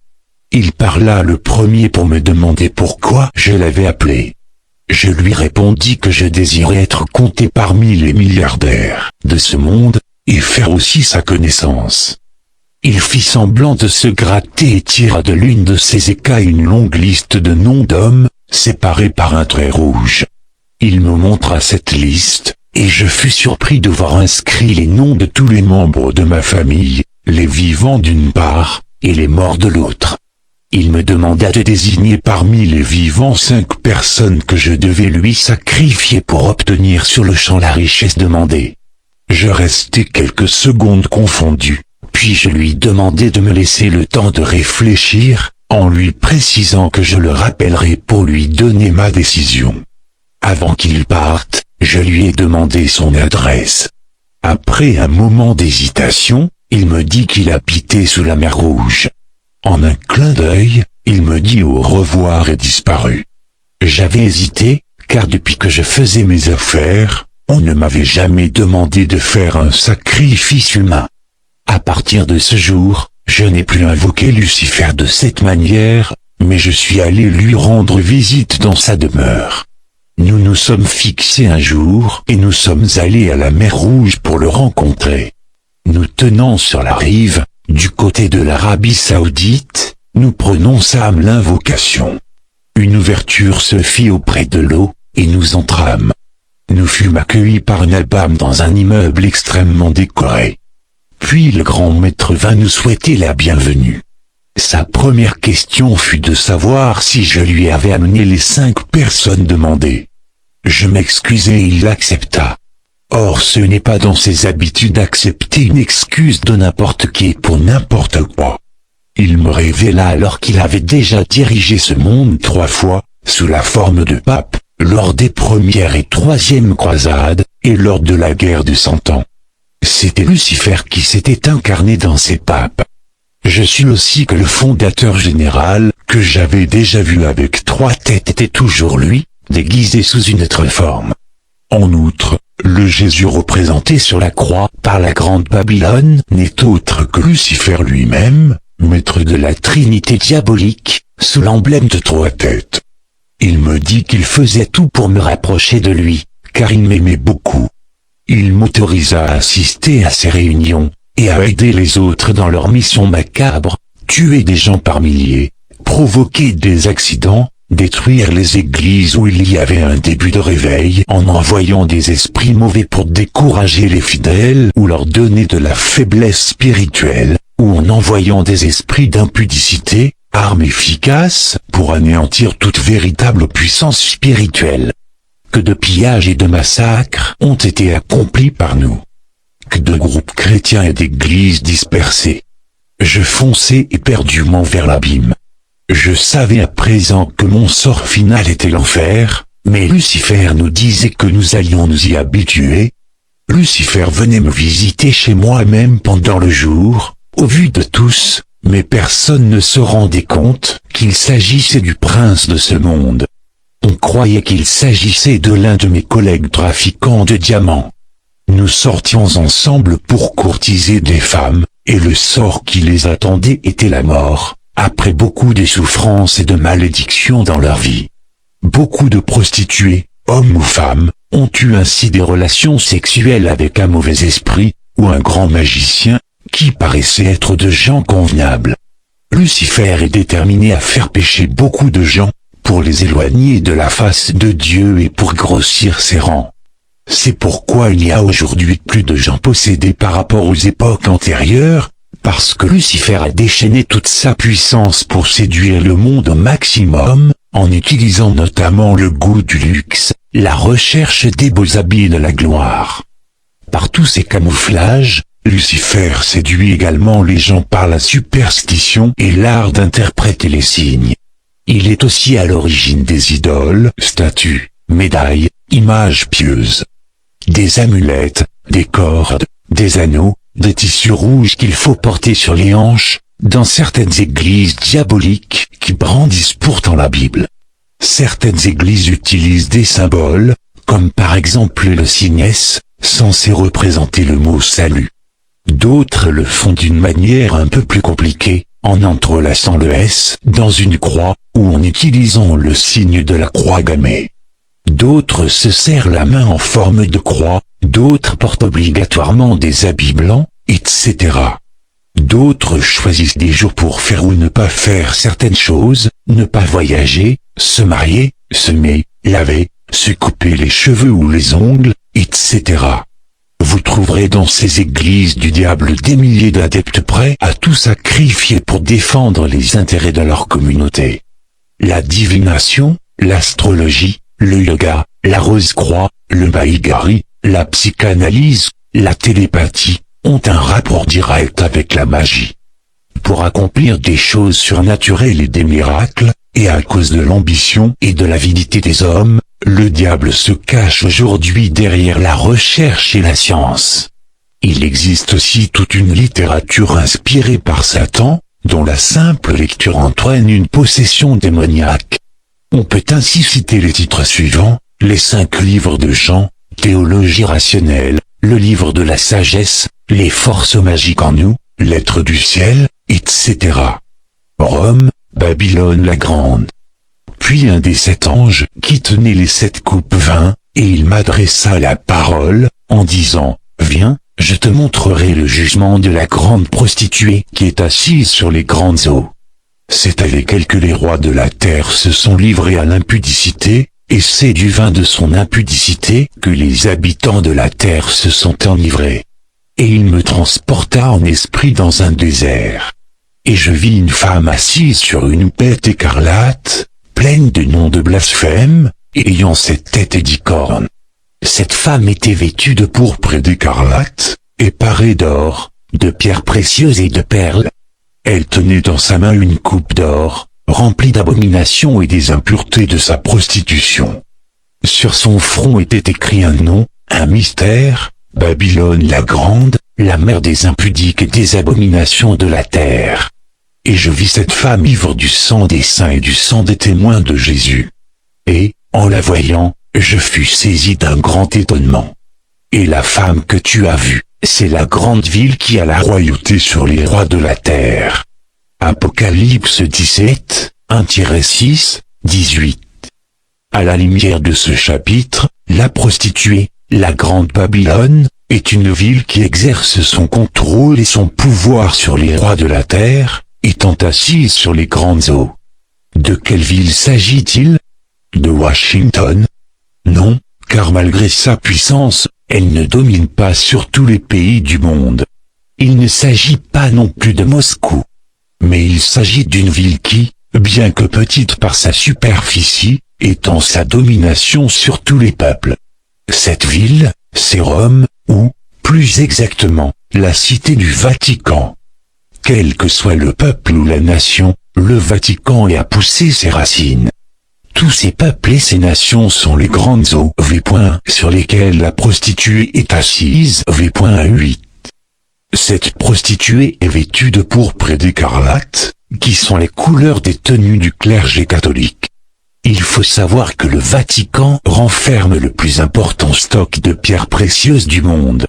L'Église romaine est la seule institution religieuse au monde à avoir introduit un culte avec des coupes V.4. Ceci représente les impuretés de sa prostitution. En effet, l'Église romaine a profané la parole de Dieu en y ajoutant ce qui n'en faisait pas partie: encensoir, cierge, chapelet, idole, eau bénite, cendre, culte aux morts.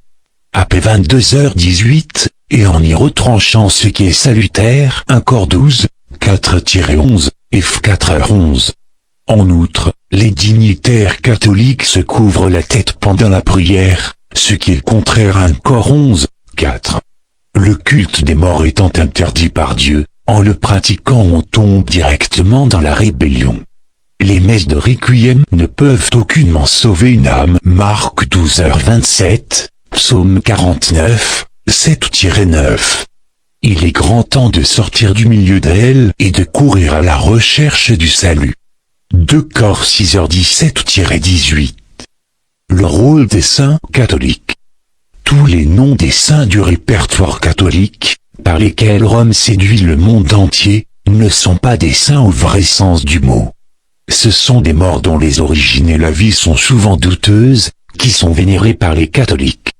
La plupart d'entre eux ont été des magiciens ou des rosicruciens qui ont servi le diable de leur vivant. On récupère le cadavre de ces saints après leur mort, par des moyens occultes. Ces cadavres sont ensuite momifiés, tout comme ceux des papes, pour être gardés dans les caves de la basilique Saint-Pierre de Rome.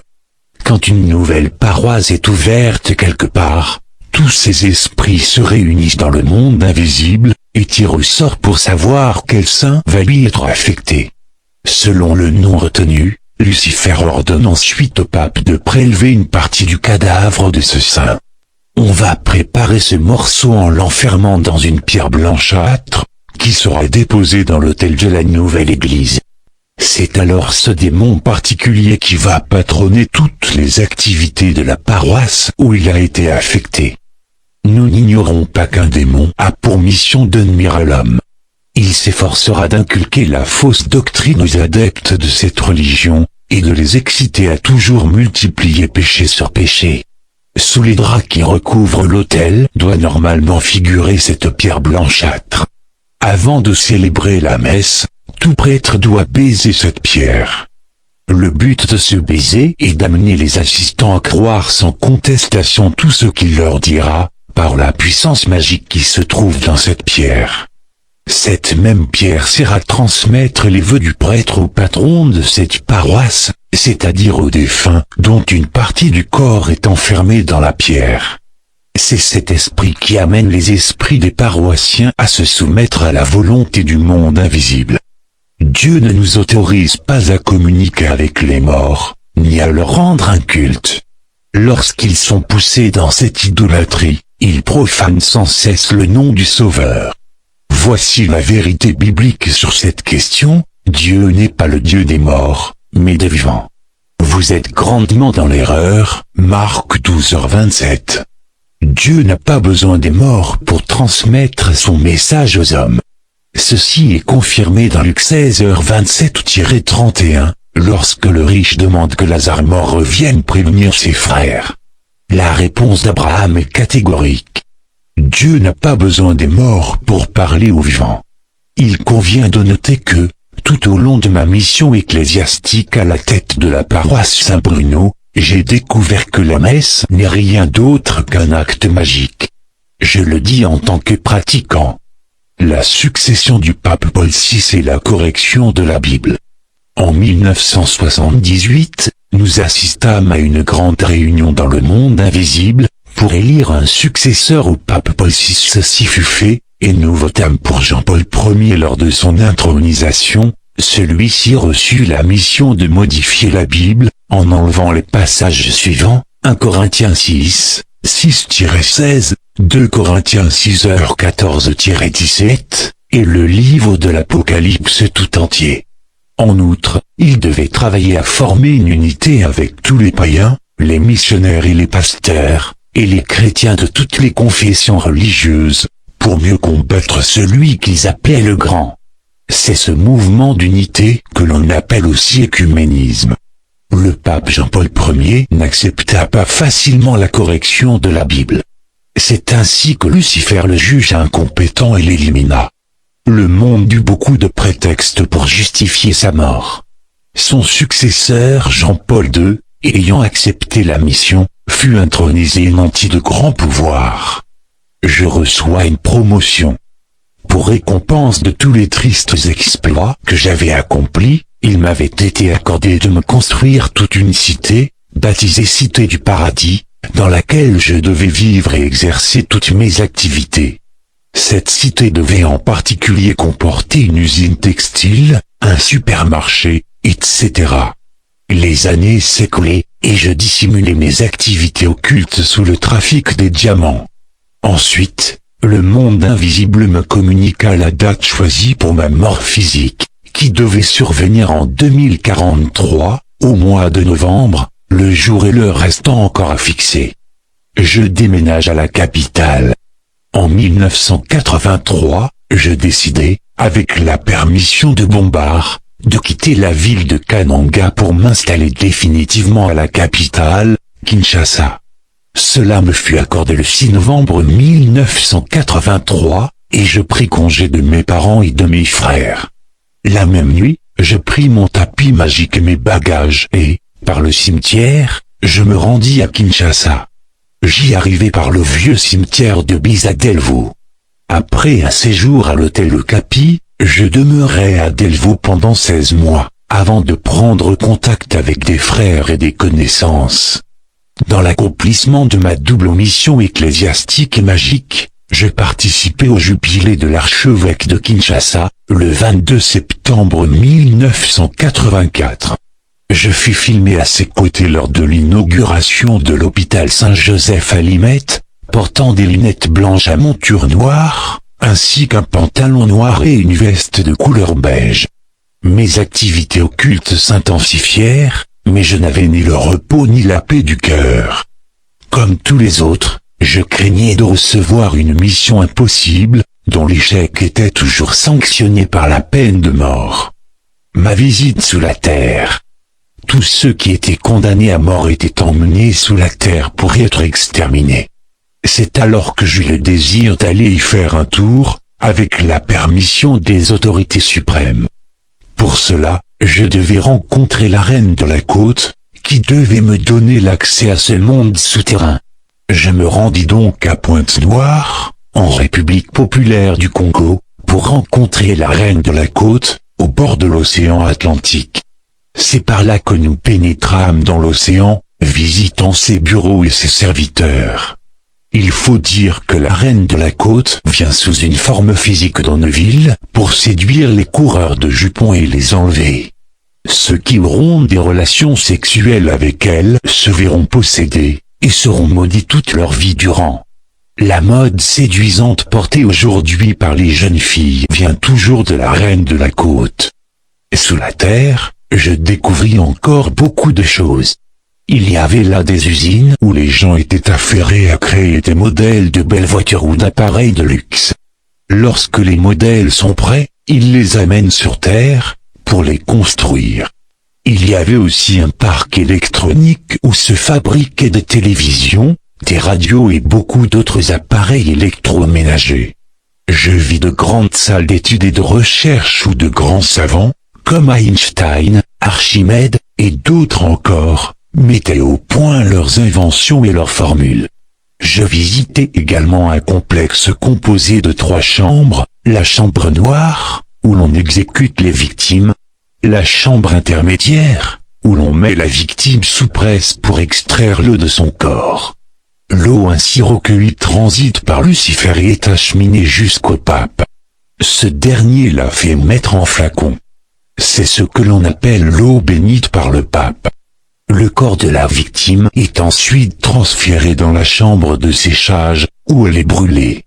Les cendres seront additionnées à celles des rameaux, et seront utilisées pour enduire le front des fidèles le jour du mercredi des cendres. Je restai sous terre 2 semaines, pour me familiariser avec ce milieu, puis je regagnai la terre. Je ne quittais pas Lucifer. Nous sortions ensemble, à bord de grosses Mercedes, qui n'étaient pas des voitures normales. Nous allions fréquenter tous les grands milieux de Kinshasa, tels que Camp Vanza, Vis-à-Vis, l'hôtel Intercontinental, etc. Là, nous séduisions des femmes, qui devaient mourir quelques mois après. Je me souviens, parmi tant d'autres, d'une certaine Basosila, qui alla mourir à Kikvi quelques mois plus tard. À l'entrée des bars, Lucifer place des déesses nues pour envoûter ceux qui y viennent boire. l'unification des églises et du pouvoir politique mondial. Le 25 mai 1985, le pape Jean-Paul II lança une invitation à tous les grands de ce monde, y compris à ceux qui se disent évangéliques mais qui œuvrent pour leurs propres intérêts. Le lieu choisi pour la rencontre était Nairobi, au Kenya. 800 000 personnes se réunirent à l'occasion de la visite du pape. Les travaux devaient porter sur l'unification des églises et l'unification politique du monde sous l'autorité du pape. Au cours d'une réunion, tenue sous la présidence personnelle du pape, le 1er juin 1985, on décida de supprimer de la Bible les portions de l'écriture mentionnées plus haut. Peu après, on décida même d'imprimer une nouvelle Bible qui ne devait pas comporter ces portions, et qui s'appellerait Jérusalem. Le pape, aidé par les puissances de ce monde, affermira son trône pour se faire adorer comme Dieu, et le faux prophète de la fausse paix fera tout pour convaincre le monde entier de se ranger derrière le pape. 1 Thessaloniciens 5, 3. Ce faux prophète n'est personne d'autre que l'auteur de la perestroïka, Monsieur Mikhaïl Gorbatchev, auquel fut attribué le prix Nobel de la paix en octobre 1990. Le pape est en train de persuader tous les chefs d'État du monde entier d'adopter une ligne de conduite conforme à ses projets. C'est grâce à ses richesses que le Vatican réussira à imposer sa volonté à tous les pauvres et à tous les pays dont l'économie est en difficulté. L'application de la marque de la bête se fera de deux manières. La première marque sera spirituelle, par la corruption totale de la morale et l'abandon du chemin de la vérité. Ceci correspond à 18 qualificatifs, que l'on peut regrouper en 3 séries de 6, formant le chiffre 666, et qui sont énumérés dans 2 Timothée 3, 2-4, car les hommes seront égoïstes, amis de l'argent, fanfarons, hautains, blasphémateurs, rebelles à leurs parents, 6, ingrats, irréligieux, insensibles, déloyaux, calomniateurs, intempérants, 6, cruels, ennemis des gens de bien, traîtres, emportés, enflés d'orgueil, aimant le plaisir plus que Dieu, 6.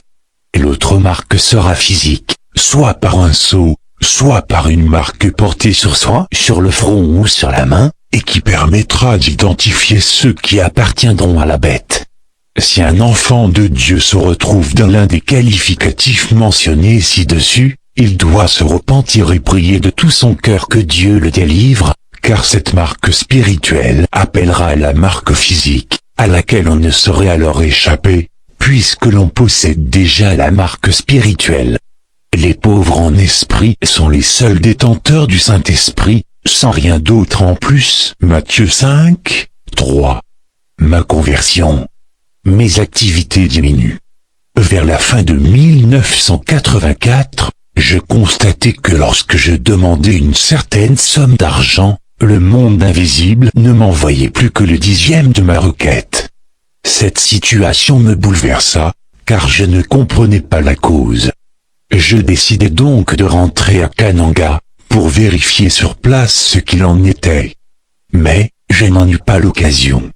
Tout d'abord, le tapis sur lequel je voyageais me fut enlevé, et je n'avais à ma disposition que peu d'argent. Puis l'appareil téléphonique disparut, et je n'avais plus, pour moyen de communication, que les prières et ma chaînette. Une nouvelle destinée. Au début du mois d'août 1985, je rendis visite à un cousin dans la zone de Ngaba, au numéro 20 de la rue Kingulu. Son épouse me demanda de l'accompagner à une réunion de prière. J'ai introduit la croix de ma chaînette dans ma bouche pour demander l'accord de Bombard. Il m'interdit d'y aller. J'inventai donc une raison et m'échappai, feignant d'être très pressé. Mais je lui promis de l'accompagner une prochaine fois. Une semaine plus tard, je passais encore par là, et ma belle-sœur me relança son invitation. Je déclinai une fois de plus l'invitation, après avoir consulté Bombard. Encore de passage, elle insista à nouveau. Ce jour-là, Bombard ne me répondit pas après consultation. Je décidai donc de l'accompagner. Il était 16h30 quand nous arrivâmes ensemble au numéro 42 de la rue Kaziyama, toujours à Nogaba. Lorsque nous entrâmes dans la parcelle, nous trouvâmes des jeunes gens chauffant les tambours, des papas et des mamans qui attendaient le début de la réunion en lisant silencieusement leur Bible. Désolé de voir dans quel milieu je me trouvais, je reprochais à ma belle-sœur de m'avoir ridiculisé en m'amenant au milieu de profanes. Je restai vers l'entrée de la parcelle, et commençai à sonder spirituellement le milieu où je me trouvais. Mais je ne parvenais pas à entrer en contact avec le monde invisible pour pouvoir me situer. À 17h, tout commença, chant, intercession. Je m'obstinais toujours à tenter de savoir ce qu'il en était exactement, mais en vain. Pendant qu'ils intercédaient, j'étendis ma main astrale, la main de mon corps spirituel, pour bloquer leur prière. Je sentis alors un feu puissant qui me brûlait. Toutes mes tentatives échouèrent. Les intercessions terminées, un frère se mit à prophétiser, et j'étais directement visé. Voici ce que disait cette prophétie: notre frère qui est vers la porte est beaucoup aimé du Seigneur. Il veut le mettre à son service, mais il lui demande une chose, qu'il se convertisse et abandonne toutes ses pratiques magiques. Il perdra tous les biens qu'il a acquis dans la magie, mais le Seigneur marchera avec lui. Il me dit que je portais une mallette trouée, ce qui expliquait que j'allais perdre tout ce que j'avais acquis par la magie. Quelle ne fut pas ma surprise quand j'entendis ce garçon détailler toute ma vie, alors que mes propres frères et sœurs ici à Kinshasa ne savaient pas qui j'étais en réalité. J'étais bien convaincu de la réalité de cette prophétie, mais, en moi-même, je doutais de son orthodoxie. Je m'énervais contre ce frère, et j'attendais la nuit pour venir le cribler. Après la réunion, un serviteur de Dieu vint m'exhorter, mais, à l'aide de mes moyens occultes, je sus qu'il n'était pas droit devant Dieu. Je fis donc une prière pour le distraire, et il ne me dit plus rien de spécial. C'est pourquoi les serviteurs de Dieu doivent être saints et préparés chaque jour. À partir de ce jour, tous mes habits disparurent, car ils provenaient tous du monde invisible. Il en fut de même pour toutes mes soutanes. Les 3 malles d'argent dans lesquelles je me servais disparurent également. Tour à tour, mes voitures tombaient en panne. Dans quel souci je fus empêtré. Désormais, je n'eus plus aucun contact avec le monde invisible, malgré le fait qu'il me restait toujours la chaînette magique, la poudre magique et le carnet de prière. Jésus m'appelle à lui. Un jour, à 16h, j'étais seul, employé à tracer l'organigramme de l'entreprise que je voulais monter avec l'aide du monde invisible, ne sachant pas que les choses avaient pris une autre tournure. J'entendis une voix qui m'appelait, mais je ne parvins pas à la localiser. Je crus que c'était un rêve ou un malentendu, et je continuai mon travail. Un peu plus tard, vers 2h du matin, j'entendis une voix qui m'appelait. Je sursautai, croyant que c'était Bombard, et je me rendis dans les toilettes pour parler avec lui, mais il n'y avait personne. Cela se produisit 2 fois de suite, et je décidai de ne plus répondre à son appel. Cette même voix se fit entendre 30 minutes plus tard. Je l'écoutai attentivement. Ce n'était pas la voix de Bombard. La voix était mélodieuse et pleine de compassion. Elle me demandait d'abandonner ce qui me restait. Je lui demandai qui il était, et il me répondit, « Je suis ton Seigneur Jésus-Christ. C'est moi Jésus qui t'appelle. » C'était pour moi quelque chose d'insensé. Parler avec Jésus-Christ. Par où pourrais-je bien commencer? Mais c'était une réalité indéniable. C'était une réalité encore plus profonde que celle du monde occulte que je connaissais.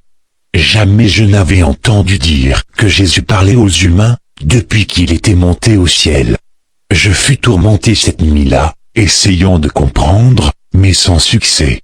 J'invoquai Bombard, mais je ne pouvais plus entrer en contact avec lui. Je ressentis une angoisse certaine, mais elle fut dissipée sans que je sache comment. Lors de ma prochaine rencontre avec ma sœur Thérèse, elle me donna l'adresse de l'église de Bandal, au numéro 39 de la rue Quimpelat. Je passais vérifier l'information, et je trouvais des gens en pleine prière, mais je rentrais chez moi. Le lendemain, je m'y rendis, et la parole de Dieu qui fut prêchée ce jour-là me toucha. Cette prédication du frère Bienvenu décrivait la manière dont le prophète Élie avait arrangé le bûcher et invoqué l'Éternel pour consumer l'offrande. 1 Roi 18h30-40.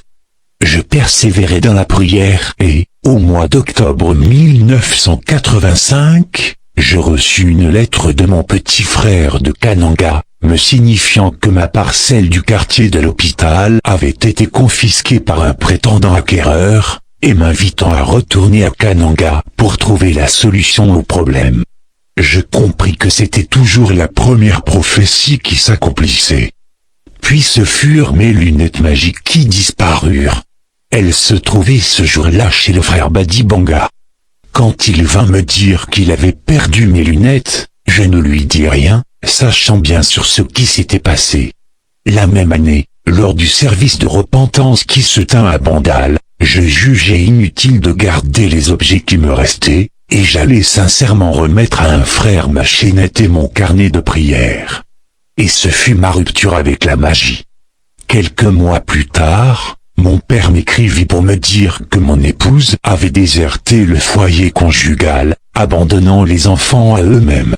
Un an de combat pour ma délivrance. J'étais complètement dépouillé, pour recommencer ma vie à zéro. Ce ne fut pas facile à supporter, mais la main de Dieu fut constamment sur moi pour m'épargner le pire. Je fus suivi par un groupe de prière situé dans la zone de Bandalungwa où je reçus ma délivrance complète. Elle dura 1 an. Lorsqu'un sataniste quitte son maître, ce dernier fait tout pour freiner ses activités, le faire renvoyer de son travail, et lui envoyer des mauvais sorts ou des maladies, par l'intermédiaire de ses démons. Ces derniers lui suggèrent aussi d'abandonner le Seigneur, qui, d'après eux, est la cause de tous ses malheurs. Je suis passé par toutes ces épreuves. J'ai passé des jours entiers sans rien à me mettre sous la dent, et tous ceux qui pouvaient me secourir me fermaient leurs portes. Je n'avais même plus de chaussures ni de pantalons convenables. Le diable voulait me laisser croupir dans la misère. Pendant ce temps, mon intelligence fut colonisée par les démons, qui me rappelaient mon bonheur passé, et me suggéraient de résintégrer leur camp. J'ai dû demander le secours des frères, qui se sont sacrifiés pour moi dans la prière pour combattre cette oppression.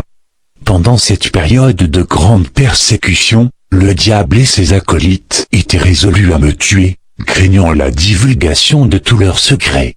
Des milliers de démons m'attaquèrent même physiquement, et me menacèrent de mort.